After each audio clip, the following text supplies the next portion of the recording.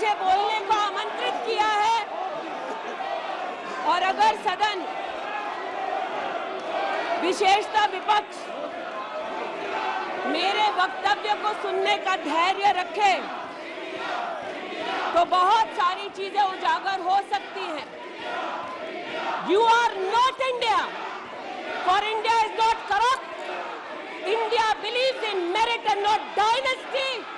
And today of all the days, people like you need to remember what was told to the British: quit India, corruption quit India, dynasty quit India.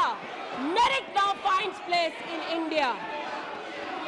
अध्यक्ष महोदय, सबसे पहले आपकी पीठ पर, आपके आसन पर जिस प्रकार का आक्रामक बर्ताव आज देखा गया,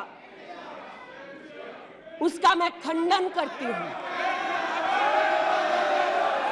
पहली बार राष्ट्र के इतिहास में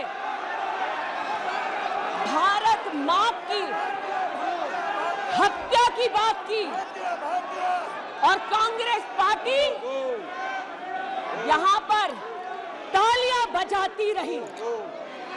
जो भारत की हत्या की बात पर कांग्रेस पार्टी ने ताली पीटी आज इस सदन में, इस बात का संकेत पूरे देश को दिया कि मन में गद्दारी किसकी है।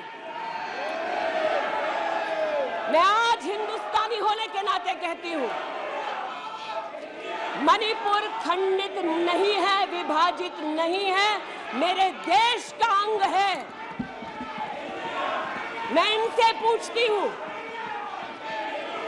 इन्हीं की अलायंस के एक सदस्य बैठे हैं जिन्होंने तमिलनाडु में कहा कि भारत का मतलब मात्र उत्तर भारत।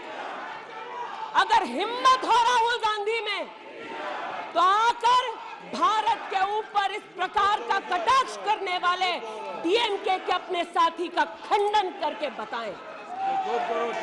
कांग्रेस पार्टी के एक नेता ने कश्मीर में रेफरेंडम की बात की। अगर हिम्मत है गांधी खानदान में तो इस सदन में और इस देश को बताए कि कश्मीर को देश से हटाने की साजिश में कांग्रेस के उस नेता का वक्तव्य क्यों है। You are not India because you define corruption in India. You are not India because you define incompetence. You are not India. एक मिनट माननीय सदस्य, ये तरीका ठीक नहीं है। सदन में नारेबाजी करना तरीका ठीक नहीं है। प्लीज माननीय सदस्य बैठिए, उनको अपनी बात कहने दीजिए। आपने अपनी बात कही है, यह तरीका ठीक नहीं है। नो गलत तरीका है आपका, नो गलत तरीका है आपका। स्मृति जी, पुनः कहती हूं अध्यक्ष महोदय, शायद अपने ही कोलाहल में सुन न पाए हो। मणिपुर हमारे देश का अभिन्न अंग है, खंडित न था, न है, न कभी होगा। इनके यूपीए के अलायंस के एक नेता ने तमिलनाडु में एक वक्तव्य दिया है। पुनः कहती हूं कि भारत का मतलब मात्र उत्तर भारत। मैं आज गांधी खानदान से, कांग्रेस पार्टी से पूछना चाहती हूं, क्या भारत केवल उत्तर भारत है? अगर दम है तो अपने पार्टनर को मुंह तोड़ जवाब दे, अगर हिंदुस्तान में आस्था रखते हैं। कांग्रेस के एक नेता ने अध्यक्ष महोदय कोर्ट में जाकर वक्तव्य दे दिया कि कश्मीर में रेफरेंडम की तलाशना चाहिए संभावना। मैं आज कांग्रेस पार्टी से पूछना चाहती हूं, क्या उनके आदेश अनुसार ये वक्तव्य कि कश्मीर का खंडन हो, भारत विभाजित हो, क्या ये कांग्रेस के नेतृत्व के आदेश के अनुसार है? अध्यक्ष महोदय, पुनः कहती हूं, हमारे राष्ट्र के संसदीय इतिहास में आज तक भारत मां की हत्या की बात करने वाले कभी भी बैठकर मेज नहीं थपथपाते, कांग्रेसियों ने बैठकर मां की हत्या के लिए मेज थपथपाई है। ये बात करते हैं इंसाफ की, ये चेहरा धूमिल है, ये चेहरा धूमिल है। मैं बताऊं किसका चेहरा है, मैं बताऊं किसका चेहरा है अध्यक्ष महोदय। ये चेहरा है गिरिजा टिक्कू का। सुन लीजिए पंडितों की दास्तान आप भी। गिरिजा टिक्कू का यह चित्र है। 90 के दशक में एक महिला यूनिवर्सिटी में अपना पेचेक लेने जाती है। सारी बातें करूंगी। अपना पेचेक लेने जाती है, बस से घर लौटने का प्रयास करती है। उसको 5 मर्द बस से खींचकर टैक्सी में ले जाते हैं, बलात्कार करते हैं और फिर आरी से उसका बदन काट देते हैं। जब गिरिजा टिक्कू के जीवन पर एक फिल्म में एक प्रति आया, मैं आज कहना चाहती हूं कि कांग्रेस के कुछ प्रवक्ताओं ने उसको प्रोपेगेंडा कहा। देने वाले बचेगा नहीं। आज कई यहां पर बहनें उपस्थित हैं जो वहां से अपनी आक्रोश को और राहुल जी के प्रति समर्थन को व्यक्त कर रही हैं। 84 के दंगों का विवरण सुनकर, गिरिजा टिक्कू का विवरण सुनकर, और मैंने स्वयं अध्यक्ष जी मणिपुर के मुख्यमंत्री से बात कर त्वरित रूप से वहां पर लोग पकड़े जाएं, ना सिर्फ इसका वहां पर निवेदन किया बल्कि वो लोग पकड़े गए। सीबीआई की इंक्वायरी जारी है। लेकिन जो आज यहां बैठे हैं, मैंने उनसे पूछना चाहती हूं, जो चले गए, उन्होंने कहा वो राजस्थान गए, और राजस्थान में क्या हुआ महोदय? गिरिजा टिक्कू को तो 90 के दशक में आरी से काट दिया गया था।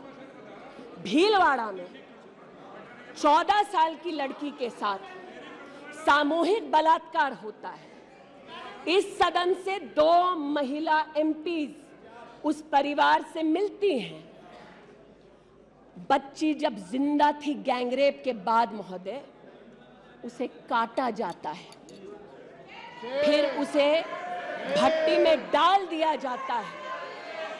ये इन महिला सांसदों का वक्तव्य है कि जिस बच्ची को 14 साल की उम्र में जब जीवित थी गैंगरेप के बाद भीलवाड़ा राजस्थान में काटा गया, जलाने के लिए फेंका गया, उसका मात्र एक हाथ भट्टी के बाहर छूट गया था। मैं आज पूछना चाहती हूं अध्यक्ष महोदय, ये आज जो जोर जोर से चिल्ला रहे हैं, न्याय की गुहार इन्होंने तब नहीं लगाई जब 60 साल की एक महिला का पश्चिम बंगाल में उसकी नाती के सामने गैंगरेप हुआ। कोर्ट में केस लंबित है, इनका दिल नहीं दहला और पूछ रहे थे कि मणिपुर के बारे में, आप नॉर्थ ईस्ट के बारे में नहीं जानते। जिन्होंने प्रस्तावना की उनसे कहती हूँ, नल्ली का मैसेकर हुआ, 5 मिनट के लिए कांग्रेस की एक नेत्री गई, लेकिन इनका क्या रुख था तब। 2012 में तरुण गोगोई जी ने स्वयं वक्तव्य दिया है कि दंगे हो रहे हैं, लेकिन कांग्रेस की केंद्र की सरकार ना ट्रूप्स दे रही है, ना इंटेलिजेंस दे रही है। कोकराझार की बात करते हैं कि मेरा वक्तव्य नहीं है, तब के कांग्रेस के मुख्यमंत्री तरुण गोगोई का वक्तव्य है। कोकराझार में हिंसा होती है, धुबड़ी में 3-3 महीने कर्फ्यू रहता है। आज महोदय जो लोकतंत्र की दुहाई दे चुके हैं, हम बार बार इस सदन में इस सदन में बार बार इमरजेंसी की गाथा को याद करते हैं। इस सदन में हम लोग बार बार उन नेताओं को, उन सामाजिक संस्थाओं को, उन मीडिया के बंधुओं को, उनकी प्रिंटिंग प्रेस कैसे जबरन बंद कर गई उसको, इस पर विस्तृत चर्चा होती है। लेकिन इमरजेंसी के कालखंड में साधारण महिला का इन्होंने, कांग्रेस पार्टी ने क्या हश्र किया। स्नेहलता रेड्डी की आज बात करना जरूरी है। बेंगलुरु की जेल में बंद किया गया और इसलिए बंद किया गया क्योंकि वो सोशलिस्ट थी, भाजपाई नहीं थी, सोशलिस्ट थी। और जब बंद किया 2 मई 1976 को, तब उन्होंने अपनी प्रिजनर्स डायरी में लिखा, और मैं कोट कर रही हूं, जो पब्लिकली अवेलेबल है। As a woman comes in, she is stripped naked in front of everyone else. When a human being is sentenced, is the punishment not enough? Must the human body be degraded and humiliated?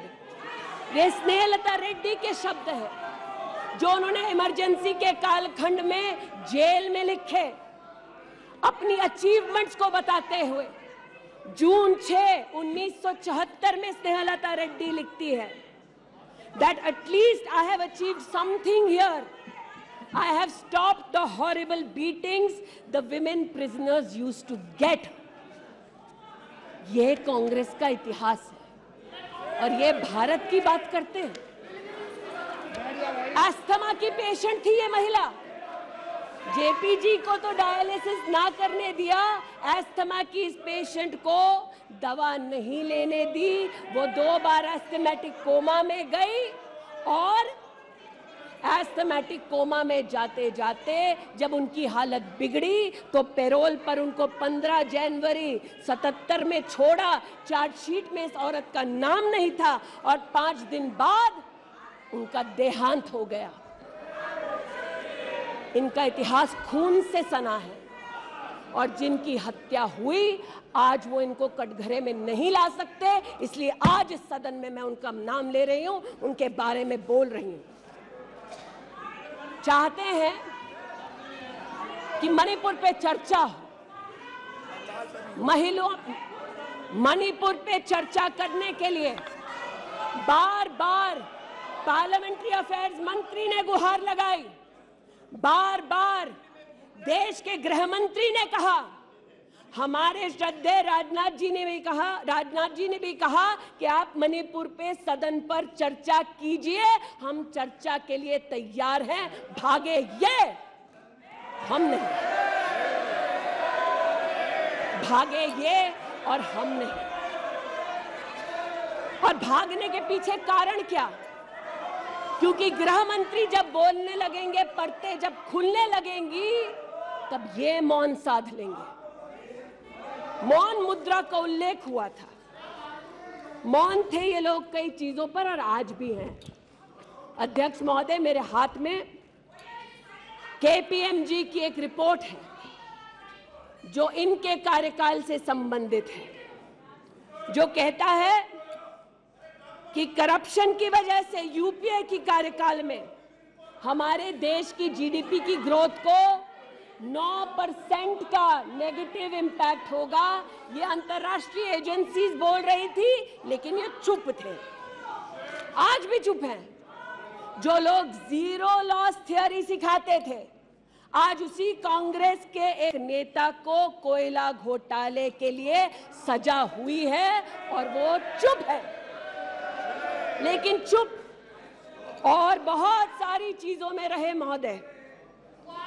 2005-06 में UPA की सरकार को यह ज्ञात हो गया था कि खुले में शौच करने की वजह से महिलाओं का बलात्कार हो रहा है। 2005-06 में इनको पता था, ये सरकारी सर्वे में ज्ञात हुआ है, लेकिन ये चुप थे। 2010 में वर्ल्ड बैंक की रिपोर्ट ने कहा, इनकी तब सरकार थी, कि स्वच्छता ना होने की वजह से देश की जीडीपी पर 6.4 का नेगेटिव इंपैक्ट है। ये चुप रहे। महिला का बलात्कार खुले में शौच में हो रहा था, इनको पता था, ये चुप रहे। 2014 तक देश में केवल 39% आबादी को इन्होंने टॉयलेट की व्यवस्था सुनिश्चित करके दी। 2019 तक 100% कवरेज हुआ। 110 मिलियन टॉयलेट। ये हंसते हैं इस पे अध्यक्ष जी। शायद इनको पता नहीं है कि एक महिला के लिए दिन की शुरुआत में शौच के लिए बाहर जाना या सूर्यास्त का इंतजार करना, शौच के लिए बाहर जाना और वहां उसका शारीरिक शोषण होना, बलात्कार होना, ये कितनी बड़ी सामाजिक और क्रिमिनल चुनौती है, इस बात से इनको कोई सरोकार नहीं, इसलिए उपहास का विषय बनाते हैं। आज मुझे ये कहते हुए शर्मिंदगी है कि मैं यहाँ पर कह रही हूँ कि खुले में शौच करने वक्त औरत का बलात्कार होता है, ये उपहास उड़ा रहे हैं और महिला उपहास उड़ा रही है। शायद यही लक्षण है कांग्रेस नित अलायंस के कि औरत का बलात्कार हो तो ये हंसे, भारत मां की हत्या की बात हो तो ये यहाँ पर तालियां पीटे। ये कांग्रेस का लक्षण है। इनकी प्रस्तावना के वक्त ये कहा गया कि हम बात करेंगे, मात्र एक व्यक्ति से, हम किसी मंत्री से बात नहीं करेंगे, क्योंकि मंत्रियों की कार्यशैली पर इनको चर्चा नहीं करनी। और शायद सच भी है, इनका अपना अनुभव है कि इनके यहाँ पावर का केंद्र बिंदु एक था। यहाँ पर फर्क ये है कि हम सब कलेक्टिव रिस्पॉन्सिबिलिटी के भागीदार हैं। इसलिए आज जब गजेंद्र शेखावत जी के मंत्रालय की ओर से टॉयलेट की व्यवस्था होती है तो मैं एक महिला सांसद और नागरिक के नाते इनका भी उतना ही अभिनंदन करती हूं जितना कि प्रधानमंत्री जी का। जल जीवन मिशन महोदय, हमारे देश में जब इनकी सरकार थी तो मात्र 3 करोड़ परिवारों तक नलके से पानी पहुंचता था। अब 2019 का आंकड़ा कहता है कि आपने तब तक 9.5 करोड़ तक पानी पहुंचाया और अब लगभग 19 करोड़ 40 लाख और 12 करोड़ 40 लाख तक आपका पानी नलके से पहुंच चुका है। लेकिन इनको इससे भी सरोकार नहीं कि अगर टॉयलेट बना, महिलाओं का शोषण कम हुआ, देश की साधारण महिला का सम्मान बढ़ा, तो इनसे इनका कोई सरोकार नहीं। स्पष्ट है सरकार में 3 करोड़ 84 लाख घर बने, जिनमें से 2 करोड़ 86 लाख महिलाओं को मिले। इनका उनसे कोई सरोकार नहीं, क्योंकि गरीब महिला लखपति दीदी बन गई, वो हमारा अभिमान है, इनका नहीं। हमारे देश में 8 करोड़ 50 लाख बेटियों ने समग्र शिक्षा के माध्यम से स्कूल में सेवा ली, मुफ्त टेक्स्ट बुक की सेवा ली। बेटियां का ये उपलब्धि हमारा अभिमान है, इनका नहीं। 5 लाख से ज्यादा बेटियों के लिए स्कूलों में अलग से टॉयलेट की व्यवस्था हुई। ये इनका अभिमान नहीं, हमारा अभिमान है। हमें अपनी बेटियों पे गर्व है। 5 लाख दिव्यांग बेटियों को मंथली स्टाइपेंड मिलता है। ये सेवा हम देश की बेटियों को दे सकते हैं। ये हमारे लिए बहुत बड़ा प्रभु का उपकार है। 1,28,000 बेटियों को मेरिटोरियस स्कॉलरशिप दी जाती है, 12,000 रुपए की हर साल। ये सेवा का मौका परिवारों ने हमको दिया। 2 लाख से ज्यादा बेटियों को सेल्फ डिफेंस की ट्रेनिंग दी जा रही है। आज एलिमेंट्री एजुकेशन में बेटियों की एनरोलमेंट 100% है इस देश में। ये हमारे देश के लिए गौरव की बात है। आज पहली बार फीमेल एनरोलमेंट उच्च शिक्षा में महोदय 2 करोड़ से ज्यादा हुआ है महिलाओं का। ये देश के लिए गौरव की बात है। आज दलित बेटियों का एनरोलमेंट बढ़ा है 38%। दलित बेटियों का उल्लेख करती हूँ, ये चिल्लाते हैं इनको दलित बेटियों से सरोकार नहीं, हमको है। ये हमारे लिए गर्व की बात है। आदिवासी बच्चे, लड़कियां 63% उनका एनरोलमेंट बढ़ा महोदय। आदिवासी बच्चों के साथ इनका कोई सरोकार नहीं। आदिवासी बेटियों ने हमारे प्रधानमंत्री को सेवा का मौका दिया। ये हमारे लिए प्रभु की असीम कृपा है।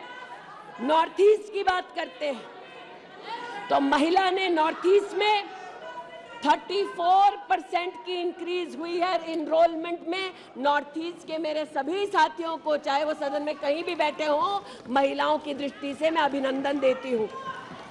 आज हमारे देश में महिला जो पीएचडी करती है 99.2% की वृद्धि हुई है एनरोलमेंट में पीएचडी करने वाली महिलाओं में। ये हमारे लिए हिंदुस्तानी होने के नाते गौरव की बात है। आज जो महिला शैक्षिक संस्थानों में सेवा दे रही, यूनिवर्सिटीज में, इंस्टीट्यूशंस में, कॉलेजेस में 66%, 66% उनकी वृद्धि हुई है। आप हो करते जाएं, हम तो उनके लिए बल्ले बल्ले ही करेंगे।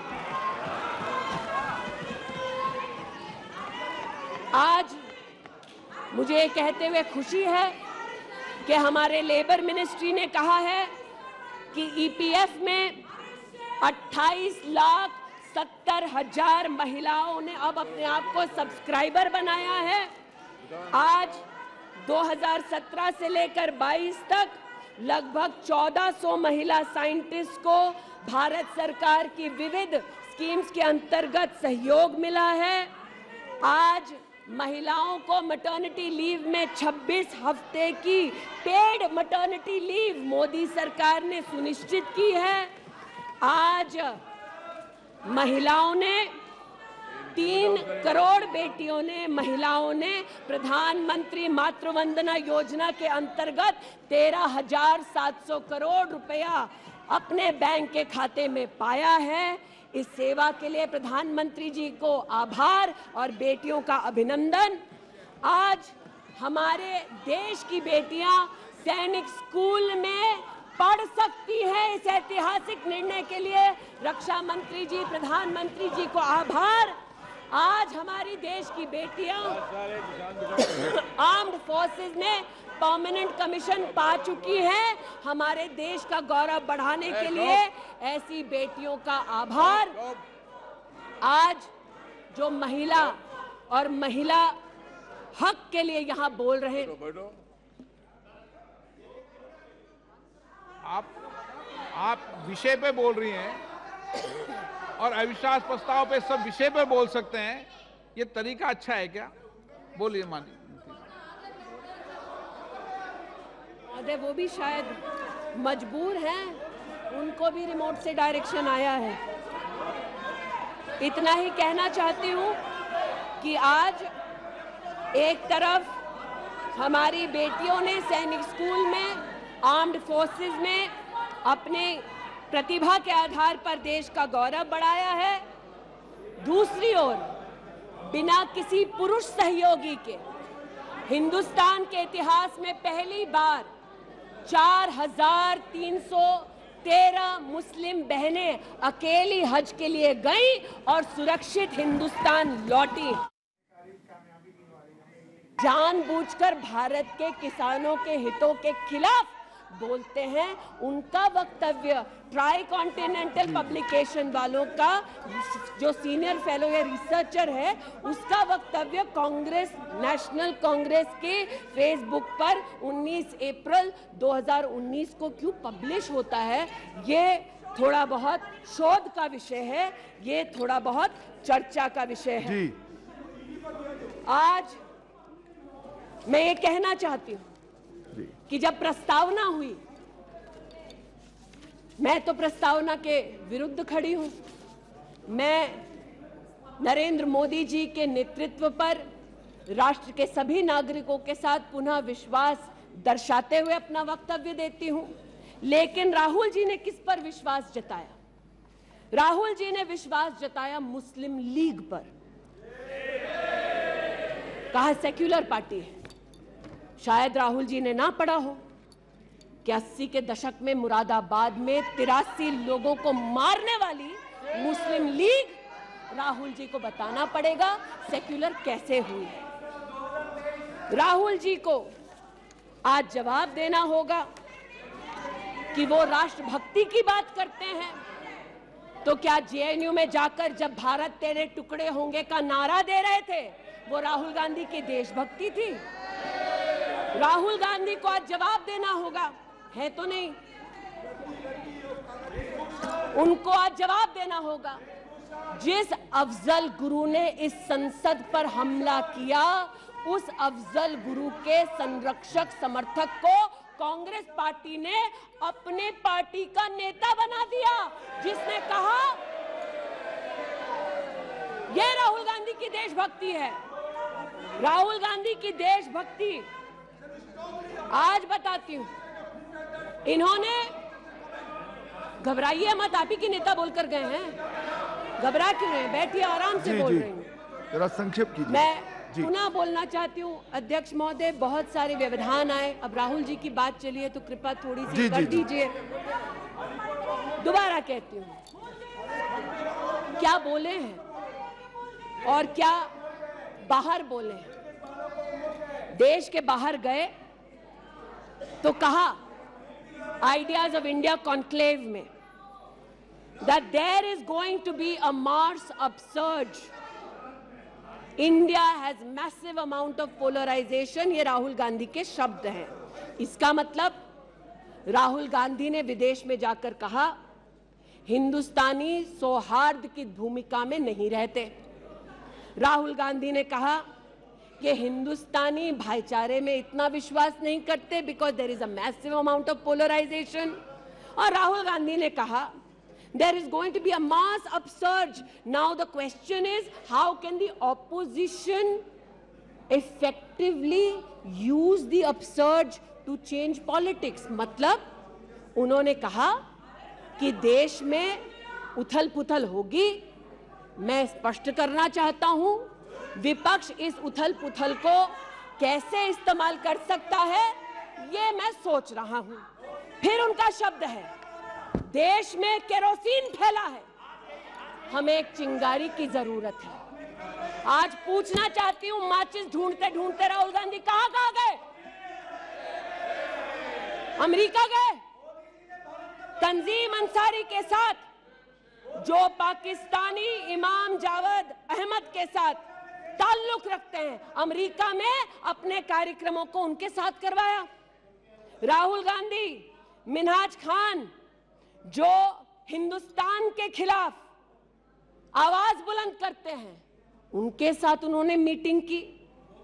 आज जो लोग इस देश में एस्पियोनाज के लिए पकड़े जाते हैं, उनका राहुल गांधी ने जाकर विदेश में समर्थन किया। वे तब से अडानी अडानी कर रहे हैं, तो अब थोड़ा मैं भी बोल दूं। फोटो मेरे पास भी है। इतना ही खराब है तो जीजा जी उसके साथ क्या कर रहे हैं? तो निशिकांत जी सही कहा, किसी को सेट करो, किसी को भेंट करो। पूछना चाहती हूं, 1993 में मुंद्रा पोर्ट में कांग्रेस की सरकार ने अडानी को जगह दी, तब प्रधानमंत्री कौन थे? कांग्रेस के थे। वित्त मंत्री कौन थे? मनमोहन सिंह थे। अडानी बोल रही हूं। यूपीए के कार्यकाल में अडानी को इन्होंने 72,000 करोड़ का लोन दे दिया। क्यों दिया? राजस्थान में 60,000 करोड़ से ज्यादा का समझौता कर लिया गहलोत जी के साथ। 20,000 एकड़ जमीन ले ली। क्यों किया? केरल में कांग्रेस की यूडीएफ सरकार के साथ पोर्ट का काम क्यों दिया? महाराष्ट्र में जब कांग्रेस के पास सत्ता थी तो फिर कांग्रेस ने अडानी को पोर्ट का काम क्यों दिया? बंगाल में हल्दिया पोर्ट का काम अडानी को क्यों दिया? छत्तीसगढ़ में कांग्रेस पार्टी ने अडानी को काम आदिवासियों ने मना किया, फिर भी क्यों दिया? अब इसमें बेटा कितना सेट होगा, दामाद को कितना भेंट होगा, हम क्या जाने। लेकिन आज अरे दामाद का मामला है, बैठ जाओ भाई।